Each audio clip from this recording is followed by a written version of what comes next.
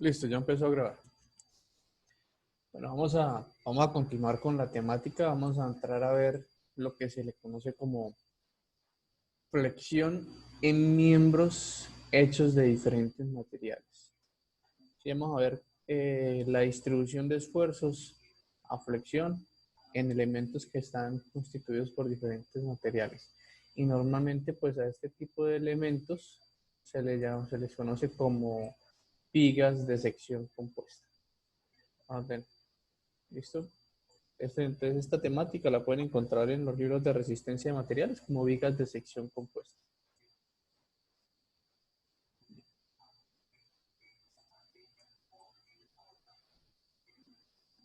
¿Listo? Entonces, acá les hago una breve descripción de que las vigas de sección compuesta, ¿cierto? Son muy conocidas y digamos que dentro de toda esa gama de elementos, pues tenemos las vigas de madera, que es madera combinadas con acero, tenemos vigas de acero con concreto, sí, o más bien deberían ser elementos de acero rellenos de concreto, que son aquellos materiales, ¿cierto? Que ustedes de pronto ven de acero, de lámina delgada, ¿sí? Como este, y que vienen básicamente que rellenos de concreto, el núcleo está lleno de concreto, ¿sí? Ese es uno. También tenemos de pronto elementos de varios materiales, pues a veces tenemos un perfil en I y ese perfil en I se le solda al alma dos aletas de un perfil en I, simplemente para incrementarle la inercia a la sección. Y por último, digamos que el de este gama de vigas de sección compuesta, tenemos lo que es, digamos que las secciones de concreto reforzado, que son, vamos que las más usadas aquí en los problemas de ingeniería civil, ¿no?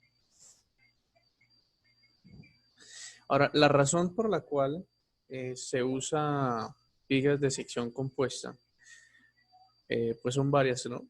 Una de esas razones, pues es tratar de combinar las fortalezas de cada material. Obviamente, según las solicitaciones o los esfuerzos que vaya a presentar el elemento, ¿no? Otra de esas razones, pues es porque nos permite aumentar la rigidez del material. Nos permite aumentar la rigidez del material. Y en algunos casos, pues al combinar unos que otros materiales, de pronto podemos reducir el peso y de pronto quizás mejorar el tema económico entre las secciones, ¿no? Vamos que es una de esas ventajas que nos permite el uso de vigas de sección compuesta.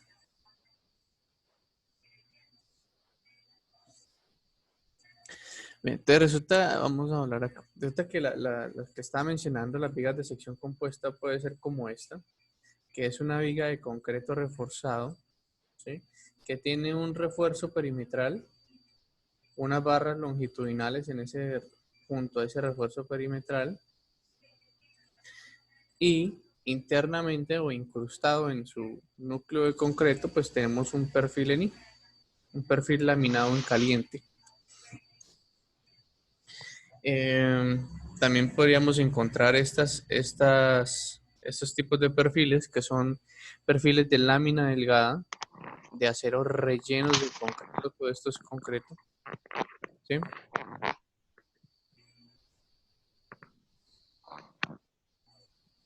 Perfiles de lámina delgada rellenos de concreto.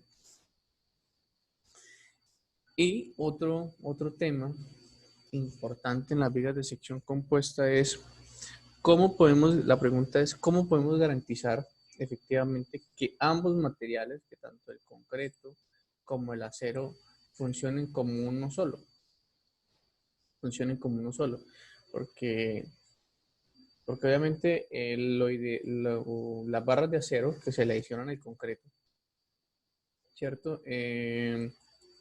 Como tienen unas venitas, ¿sí? Por eso le llaman acero corrugado, tienen unas venas, pues genera una fricción entre el concreto. ¿sí? Cuando el momento en que se aplican las cargas, pues se genera una fricción entre los materiales y pues digamos que eso genera una mayor adherencia entre ellos, ¿no? Pero, por ejemplo, este tema de que si le incrustamos un perfil laminado en caliente, donde obviamente la rugosidad que tiene la superficie de este material, pues es muy baja,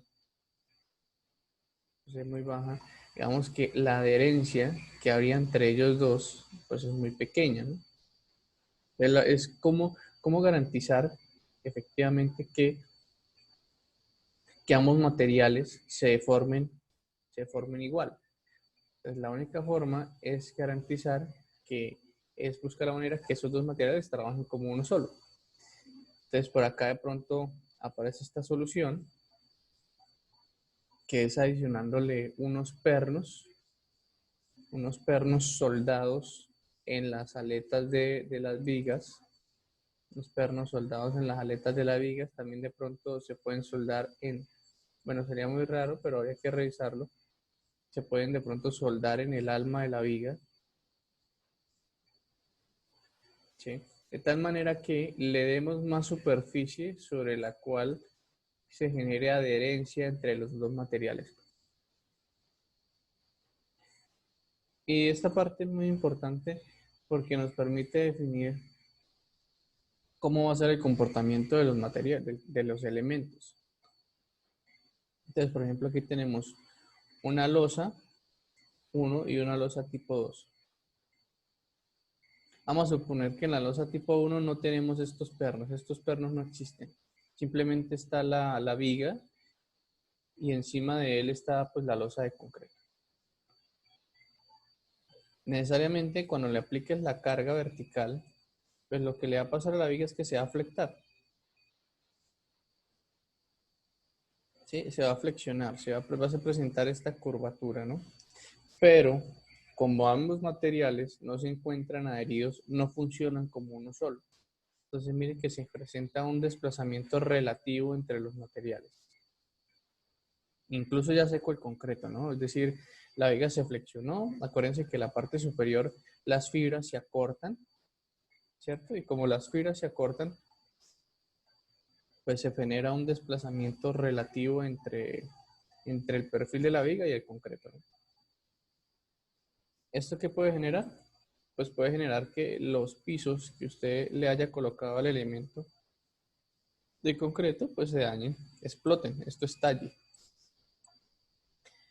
Eso pasa cuando no garantizamos que ambos materiales funcionen como uno solo. Ahora, imagínense que ahora que ese elemento sí tiene unos pernos de anclaje, ¿no? Y mire, y estamos hablando aquí específicamente del steel deck, ¿no?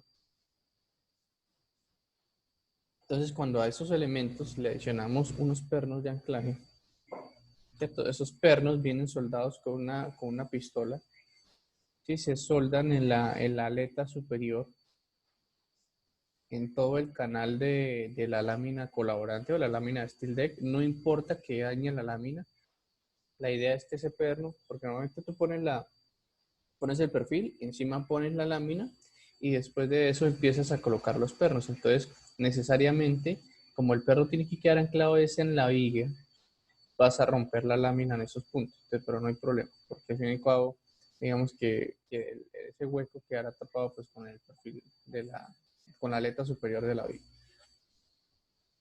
Entonces acá, cuando le adicionas pernos a ese elemento, el comportamiento de el elemento, tanto de la viga como de la losa, es uno solo. Miren que no existe desplazamientos relativos entre los dos materiales. Y lo más importante es que la distribución de deformaciones, o mejor dicho, las deformaciones que se presentan desde la parte superior a la inferior son las mismas. Entonces miren que aquí aparece una línea recta y las deformaciones vienen de esta manera, ¿no? Mientras que en este perfil, cuando hay desplazamientos relativos, cada material presenta su propia deformación. Tiene aquí un triangulito y de aquí arranca otro triángulo, ¿no? ¿Sí? Eso nos indica que los materiales están trabajando de manera independiente. Bueno, y entonces yo sé, bueno, y al fin y al cabo, pues, ¿cuál es la ventaja de cada uno? Porque yo siempre veo que de pronto cuando hacen láminas colaborantes no les ponen estos pernos. Bueno, es que en algunos casos no es necesario. No es necesario, primero porque las separaciones entre los elementos de apoyo son muy cortas, entonces no vale la pena gastar plata en estos pernos de anclaje. Y lo otro, pues es que la gente que viene a pegar esto, ¿cierto? Pues la verdad son esos soldadorcitos que le ponen uno o dos, tres punticos, que la verdad eso no sirve para nada. Entonces, eh, entonces tenemos, esta es la distribución de esfuerzos y deformaciones en el perfil para este caso.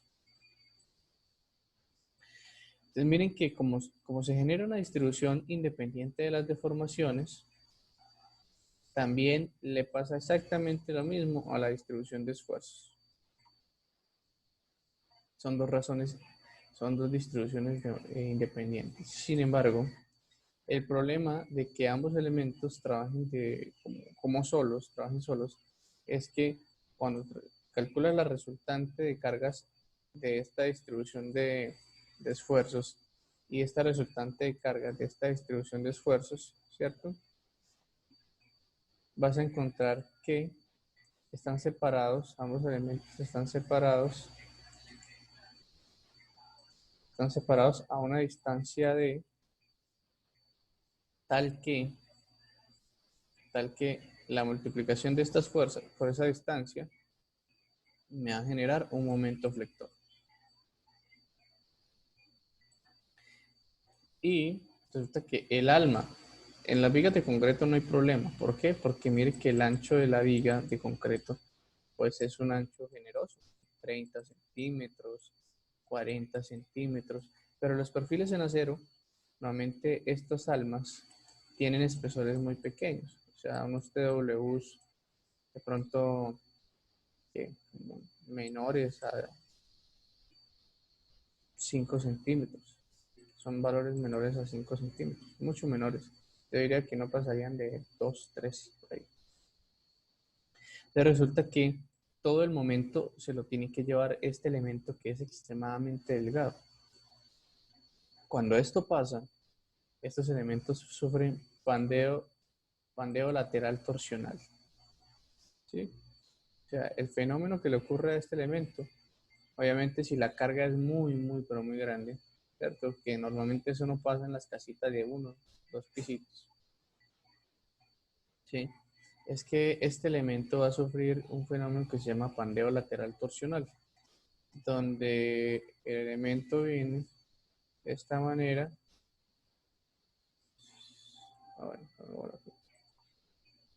El elemento va a venir así, va a torcer prácticamente.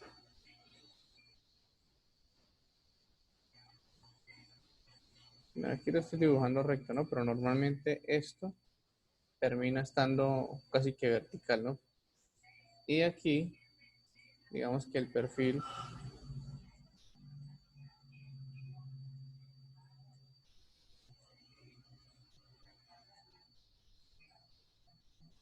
¿sí? El elemento sufre pandeo lateral torsional. Resulta que aquí para allá el perfil sigue igualito aquí recto.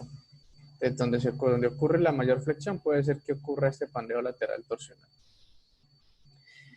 Bien, ahora cosa diferente pasa cuando la distribución de esfuerzos es uniforme en la sección. Vemos que los esfuerzos de compresión y de tensión se distribuyen mucho mejor dentro de la altura del elemento. Por tanto, la resultante de cargas de la parte superior termina siendo por acá y la resultante de cargas terminará estando por acá. Entonces, fíjense que entre ellos dos sigue generándose un momento, ¿sí? Se sigue generando un momento, pero ya no es solamente el alma quien está tomando la flexión o el momento torsor. También está el concreto, que hace parte dentro del elemento, un espesor bastante generoso, que va a tomar esa flexión. Entonces, lo ideal en las estructuras de entrepiso es que se pueda garantizar un comportamiento de sección compuesta, tanto de las vigas de acero como las vigas de concreto. Bien, entonces en este tema de vigas de sección compuesta, los esfuerzos y las formaciones con una viga de sección compuesta se pueden determinar a partir de la teoría elástica de la flexión. Entonces, esa teoría elástica de la flexión, pues básicamente fue la que habíamos descrito, que dice que el esfuerzo es igual al momento flector multiplicado por una distancia y del eje neutro dividido entre la inercia de la sección. Esa es la ecuación elástica, ¿no? De la ecuación de la flexión de la teoría elástica. Resulta que a diferencia de las vigas homogéneas, y esto sí es importante tenerlo claro. O sea, ustedes han analizado elementos que son netamente de un solo material. Por eso ustedes ven que puede ser aluminio, puede ser concreto, puede ser acero. Sí, pero es uno solo. Aquí vamos a tener dos materiales dentro de la sección. Lo cual implica que a diferencia de las vigas homogéneas, las vigas de sección compuesta no tienen el eje neutro pasando por el centroide de la sección. O sea, lo que ustedes normalmente conocían, que si la viga tenía una altura h, ¿cierto? El eje neutro estaba a h medios, ¿no? Ahora, como tenemos dos materiales, pues la posición del eje neutro ya no va a estar en el centroide, que es lo que dice la teoría, ¿no? Ya no va a estar en el centroide. ¿Por qué? Porque hay una distribución totalmente diferente de la rigidez, ¿sí?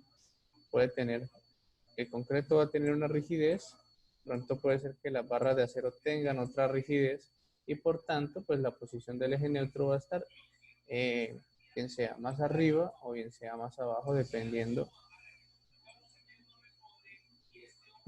del estado en el que se analice la viga, el estado en el que se analiza la viga. Entonces miramos acá que la metodología más usada para la solución de este tipo de elementos de viga compuesta consiste en asumir que la viga está hecha de un solo material. ¿Cierto? O sea, no, la idea es volver algo complejo en algo mucho más sencillo. Entonces, si usted tiene un elemento que tiene concreto y unas barras de acero, entonces podríamos convertir esta sección, ¿sí?, de concreto, convertirlo todo en una sección de concreto. De tal manera que esto que estoy dibujando, aquí lo voy a colocar aquí.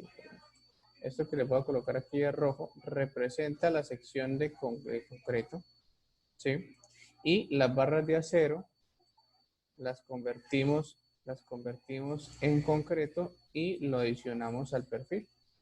Entonces miren que ahora todo el perfil quedó convertido en concreto y ahora sí con esta geometría vamos a encontrar la posición del eje neutro y la inercia de la sección transformada. Y de resto, pues de aquí en adelante, pues es aplicar lo mismo de los esfuerzos a flexión o posiblemente los esfuerzos a cortante, es la misma teoría, ¿no? Donde si quieres determinar el esfuerzo, entonces multiplicas por el momento flector, la altura y, y lo divides entre la inercia.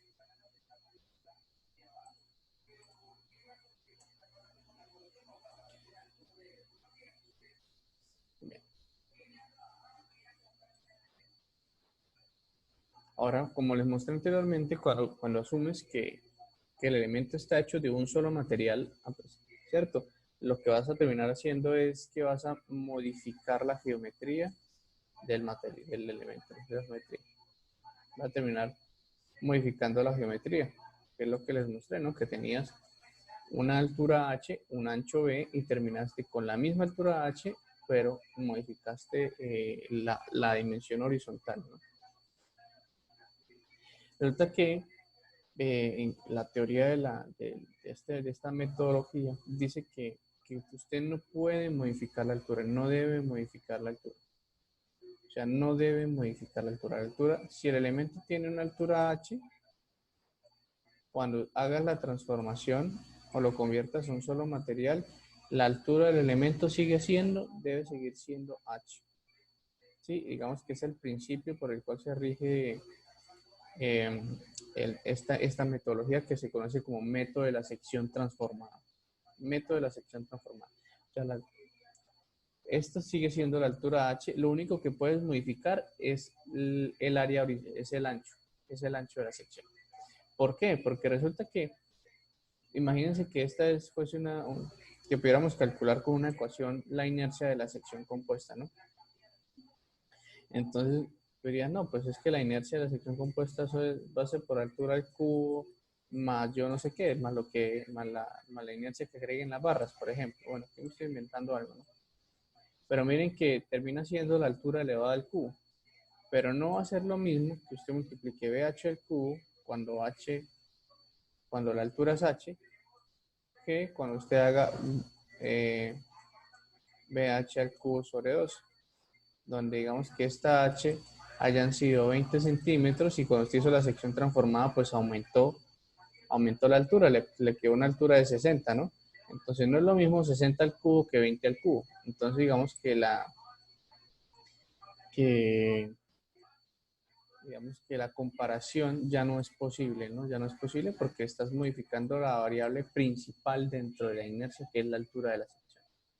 Entonces, la única manera de poder comparar dos elementos es manteniendo la variable crítica igual, que en este caso es la altura.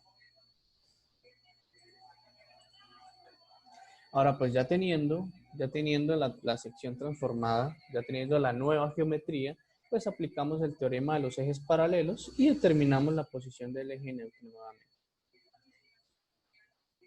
¿Sí? Determinamos la posición del eje neutro y obviamente con la posición del eje neutro podemos determinar la inercia de la sección. Y ya con estas dos variables ya simplemente determinar esfuerzos y deformaciones en la sección transversal.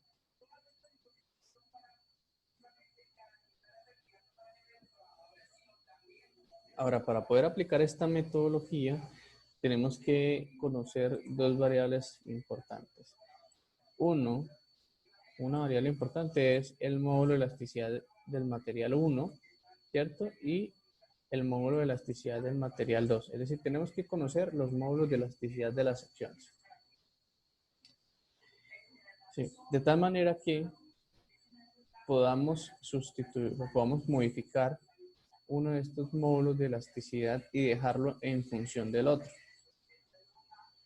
¿Sí? Bueno, aquí les dejo que este proceso de cambiar la geometría de la sección se conoce como sección transformada. ¿Cuándo se aplica la sección transformada? Dirán ustedes, ¿no?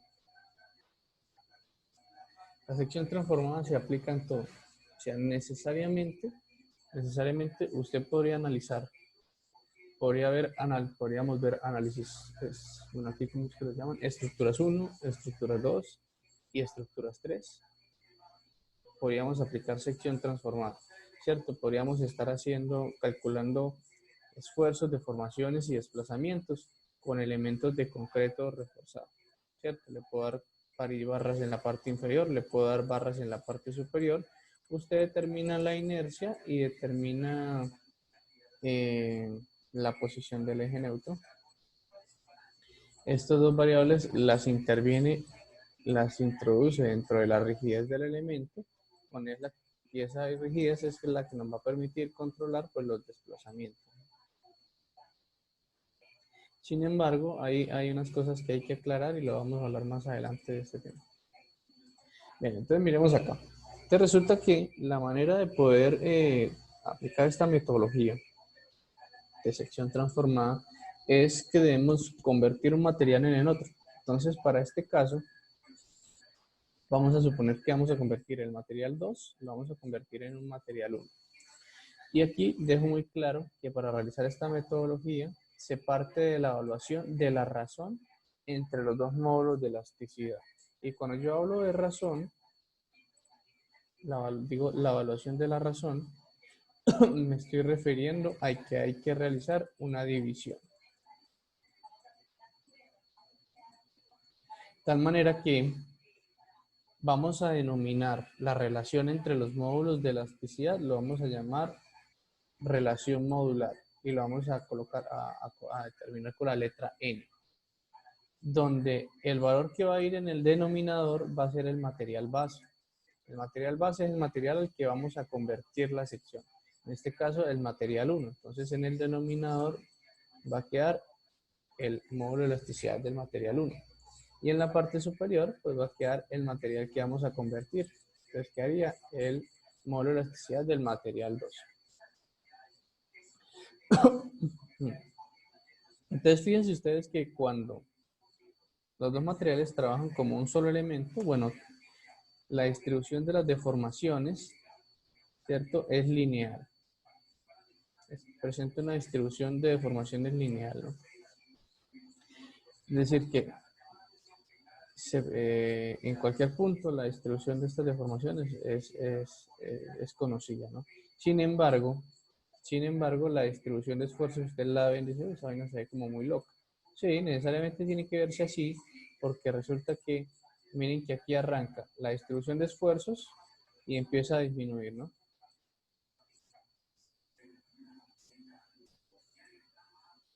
Y empieza a disminuir. Y llega al punto donde miren que se presenta el cambio de material. El material 2 arranca desde acá. Material 2 es este cuadrito de color azul. Entonces miren que a partir de esta línea ya se convierte en material, ya se convierte en el material 2. Entonces, como el módulo de elasticidad del material 2 es muy diferente al del material 1, pues se va a producir un salto en los esfuerzos. Entonces puede ser que aumente o disminuya. Y nuevamente pues vuelve y se presenta la distribución lineal de esfuerzos hasta alcanzar el límite inferior del material. ¿Listo? Entonces esta distribución de esfuerzos cuando tienen diferentes materiales es muy común, no se asusten. Lo que sí debe ser siempre lineal desde la parte superior hasta la parte inferior son las deformaciones. ¿Sí? Entonces acuérdense que lo que vimos al principio del semestre era que el esfuerzo es igual al módulo de elasticidad por la deformación. ¿Sí? En cualquier... Las deformaciones son lineales, ¿cierto? Incluso podríamos...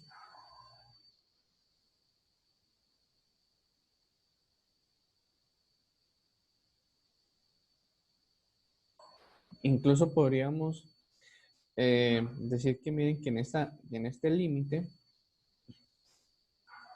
se presenta una deformación epsilon sub 1, ¿no? Y si reemplazas epsilon sub 1 en esta ecuación, te va a dar un esfuerzo, pongamos un número, nos va a dar 10. Entonces, si en esta pequeña altura acá, nos va a representar, o sea, pongámosle 10 megapascales. Pero eso es porque aquí el módulo de elasticidad era E mayúscula 1. Pero ahora calculemos el esfuerzo cuando modificando ¿qué? Modificando el módulo de elasticidad del material 2. El epsilon sigue siendo el mismo, sigue siendo 1, pero el módulo de elasticidad puede ser mucho más grande.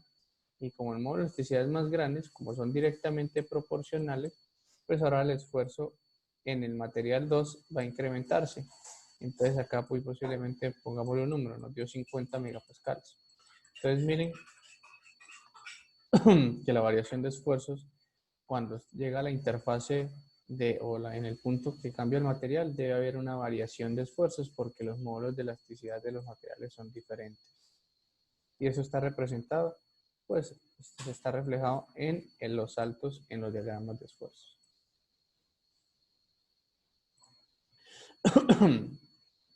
Bueno, si no lo vieron bien en el dibujo, en el esquema anterior, pues aquí lo van a encontrar, mire, vienen, arranca la variación de esfuerzos, baja, baja, baja, y aquí, que es donde se genera el cambio de material, que pasa del material 1 al 2, se genera el salto en la distribución de esfuerzos, y vuelve y continúa generando la distribución normal hasta la zona inferior de la viga, ¿no?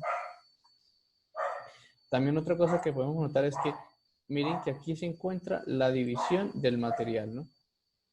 Pero no significa que en esa posición esté el eje neutro. Miren que el eje neutro para este caso está en una zona inferior, inclusive mucho más abajo de H medios.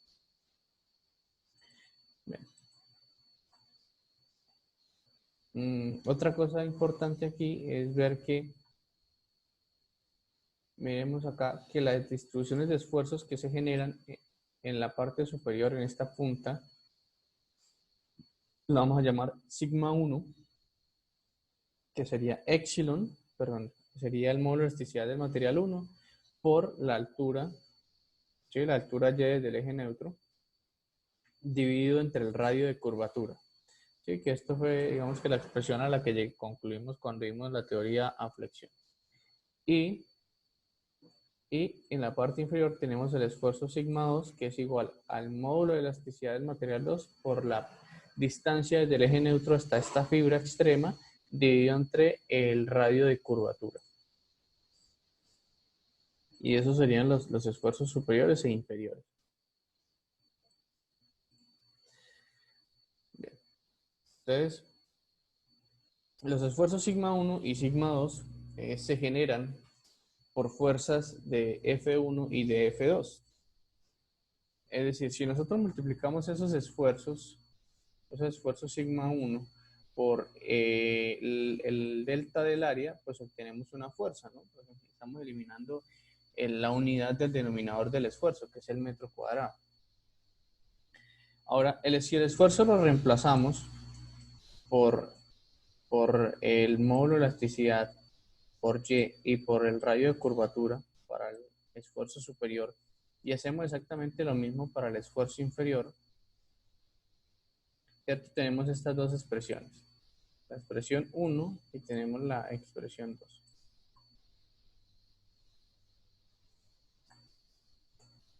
Entonces, ahora teniendo esas dos expresiones de F1 y de F2, vamos a plantear que la relación entre los módulos de elasticidad, que se llama relación modular, lo vamos a denominar con la letra N.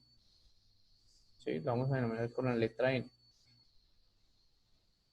Entonces, vamos a convertir el material 2 en material 1, ¿no? Entonces, por eso queda en la parte superior el módulo de elasticidad 2 y en la parte inferior el módulo de elasticidad del material 1.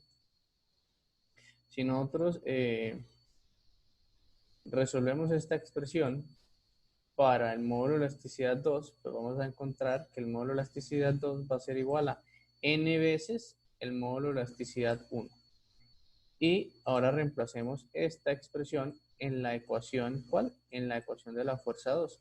Entonces fíjense que resolviendo todo este problema nos queda que la fuerza en el material 2 puede ser representada a través de una relación modular o de una conversión del material. Sí, porque aquí en la expresión ya no está el módulo de elasticidad 2, sino está el módulo de elasticidad 1. ¿Cuál es la diferencia? Pues que hay que adicionarle la variable n. Pero podemos representar el comportamiento del material simplemente relacionando las relaciones modulares. Por tanto, lo que va a suceder es lo siguiente. Si tienes un material 1 y un material 2, si aplicas el método de la sección transformada, pues vas a encontrar que el material 1 sigue siendo el mismo, pero el material 2 se convierte en material 1 cuando multiplicando el área de la sección transversal por n. Sin embargo, acuérdense que h tiene que permanecer constante. Por tanto, n solamente tendrá que multiplicarse por el ancho de la sección.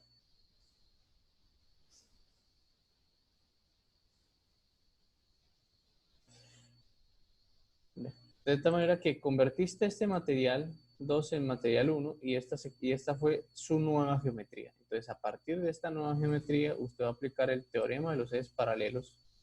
Vas a encontrar la posición del eje neutro, vas a encontrar la inercia de la sección y vas a determinar la distribución de esfuerzos a flexión. Pues la distribución de esfuerzos a flexión se determina igualitico que en el tema pasado. Eso no va a cambiar.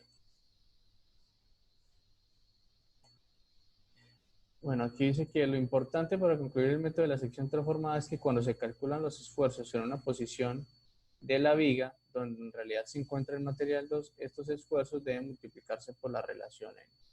Ok, ya nos devolvemos acá. Entonces, resulta que lo que dice ahí es que este es el material 1. Originalmente, este es el material 1. Y originalmente, este que está acá, pues es el material 2. Entonces, si nosotros queremos hallar los esfuerzos hasta esta interfase, ¿cierto? Que este esfuerzo aquí lo vamos a calcular con esta ecuación, ¿sí? Pero como ya pasamos del material 1 al material 2, esta ecuación tenemos que modificarla. Nos va a quedar que el esfuerzo va a ser igual al momento por Y sobre la inercia de, obviamente, la inercia de ¿qué? De esta sección ya transformada, pero esto lo tenemos que multiplicar por N. Y N es la relación modular. Entonces, siempre cuando pasemos de un material al otro, ¿sí? Cuando pasemos al segundo material que transformamos, el esfuerzo lo vamos a encontrar con la misma ecuación de flexión elástica, pero multiplicada por la relación modular.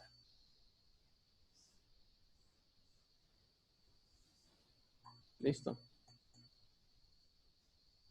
Entonces, ya se va a terminar la reunión. Entonces, ya ahorita les envío un nuevo link y nos conectamos.